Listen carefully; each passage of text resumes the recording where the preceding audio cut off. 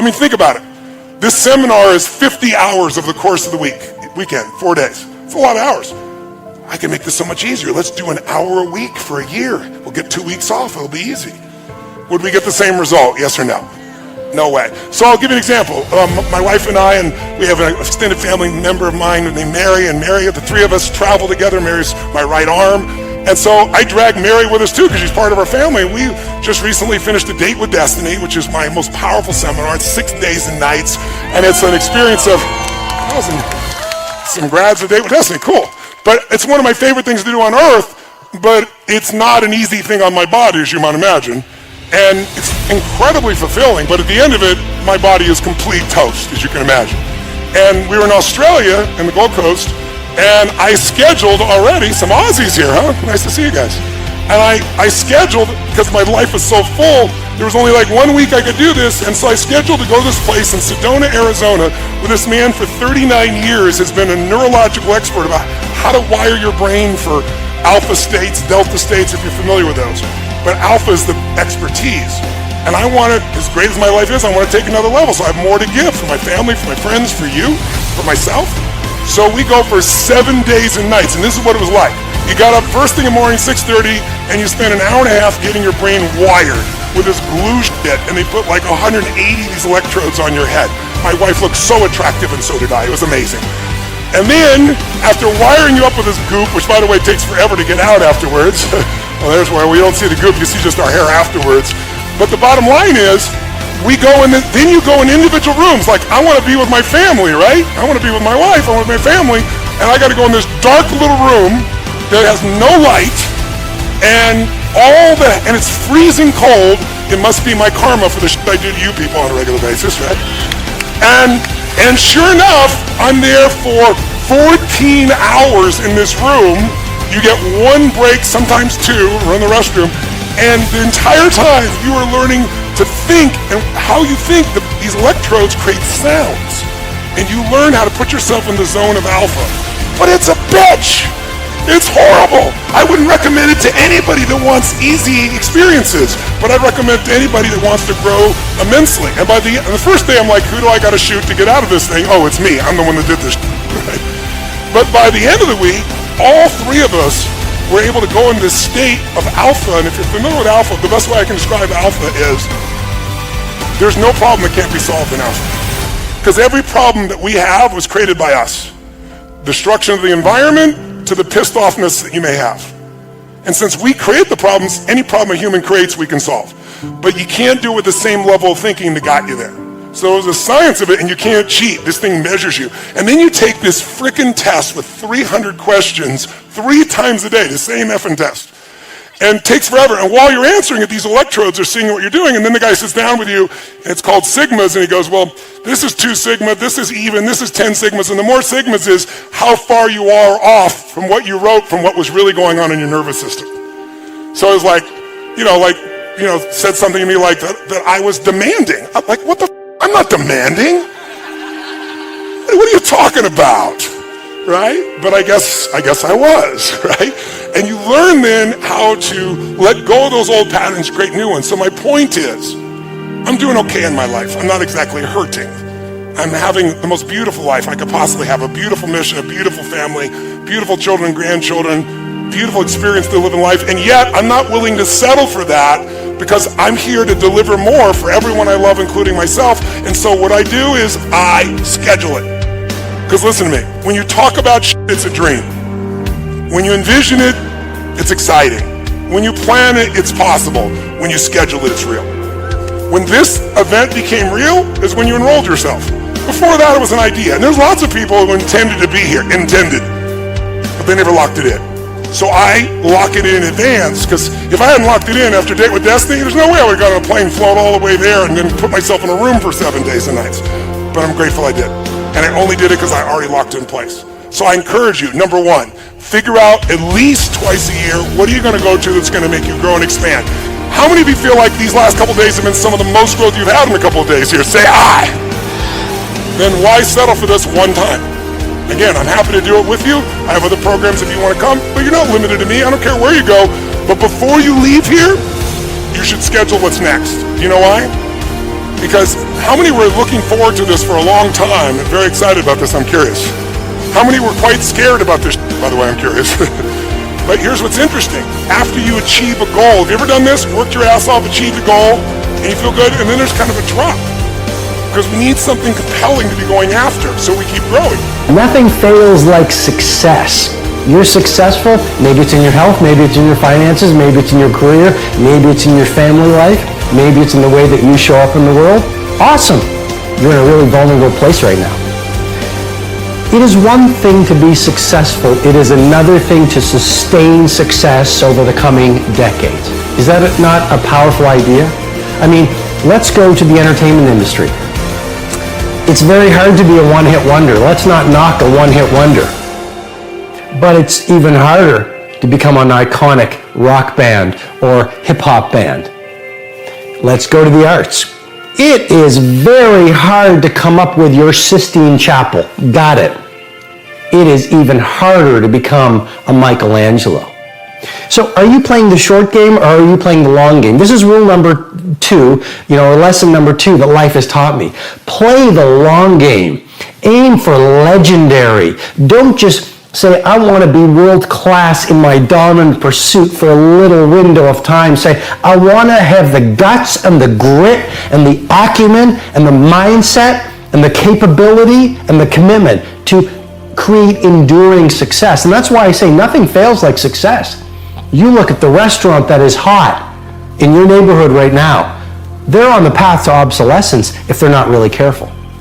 Sure, they went from a little neighborhood shop that made beautiful pasta, that had great service, that had the owner on the floor, shaking your hand, getting to know your name. Then they got written up in the magazines, and then they got interviewed, and then word of mouth spread like wildfire. And what happened? They became arrogant. You see, success can be so toxic. And it happens, it is such a pull on every human being. It just plays with your mind. And you literally shift from humility to arrogance. You shift from humility to arrogance, and once the arrogance sets in a mindset, it starts to populate every other person on the team, every other person in the culture, every other person in the community. And it is a very short fall from success to irrelevance. So lesson number 2 is nothing fails like success. As you become more successful, become more humble. As you become more successful, work even harder. As you become more successful, care even more about your product. As you become more successful, learn even more. I invite you, when you are the titan of your industry, be sitting in the room with 18-year-olds beginning their game.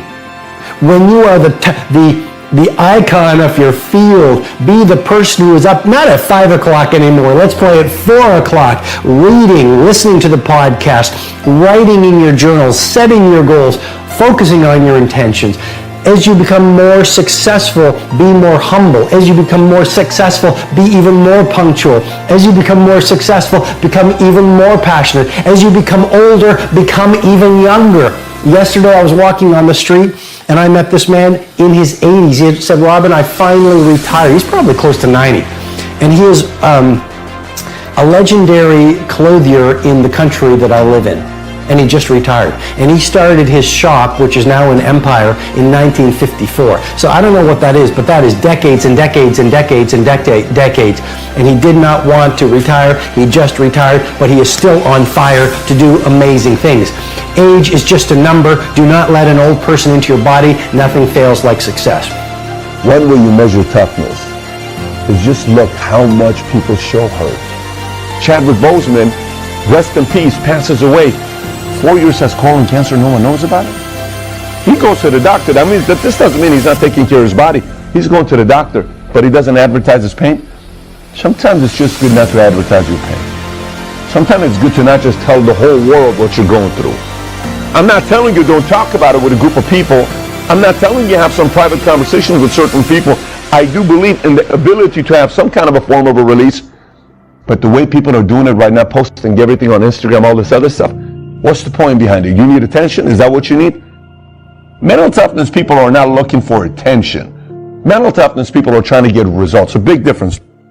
You know, life is going to test you every freaking day. You could have 1 week, the best week of your life. Next week, something dramatic happens. I don't know why life works this way. It just does.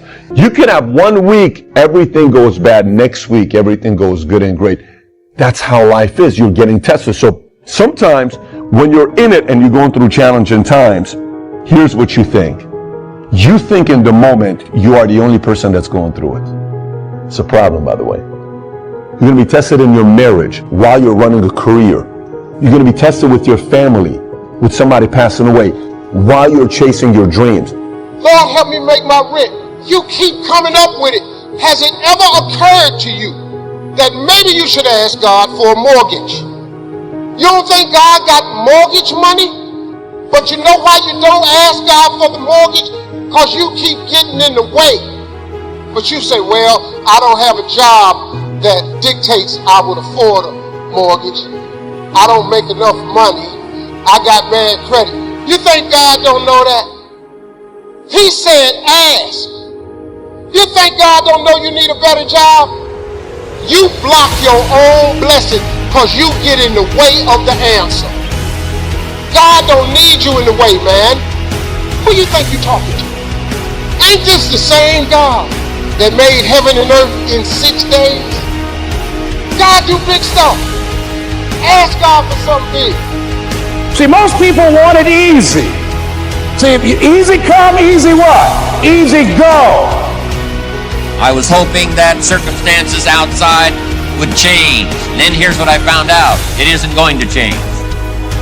So then my question was, if it isn't going to change, how will my life ever change? And here's what my teacher taught me. When you change, everything will change for you. When you get better, everything will get better for you. Work harder on yourself than you do on your job. See if you can find some ways to multiply your value to the market. And he said your income will immediately start to change. You don't have to change the economy. You don't have to change countries. You don't have to change circumstances out there. All you've got to do is look within and see if you can change yourself for the better. When the result of an event has no impact on you, both ways you're blissed out. You are a success. When the fruit of the action does not determine how you are, it's just that you do things because of the exuberance of what you do, then you are a success. The result may depend on variety of things. Results are not always yours. For any result to happen, whether it's in a game or in life situations, there are various factors involved. Not all of it is in our control. But what is in our control is either we did our best or we did not do our best. That's in our control. As long as we're doing that, and whatever the result may be, if you are still blissed out, that means you are a success because life cannot defeat you anymore. There's so much value and there's so much power in trying just one more time.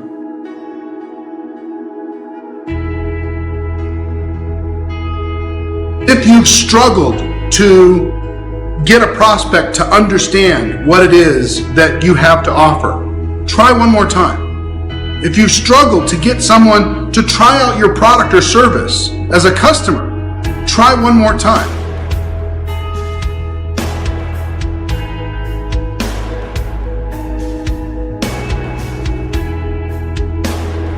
If you've struggled to get people to attend events, try again, just one more time. If you had a home party before and it didn't work out, try one more time.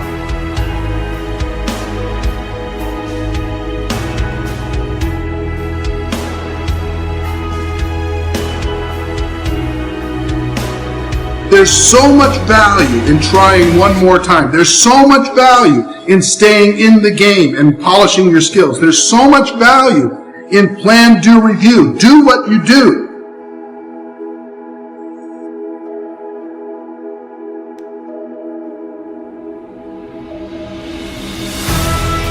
Changing your behaviors, overcoming negative habits, it's challenging. It's hard. that living alone is just very difficult. And once we begin to come to grips with the fact that living is difficult,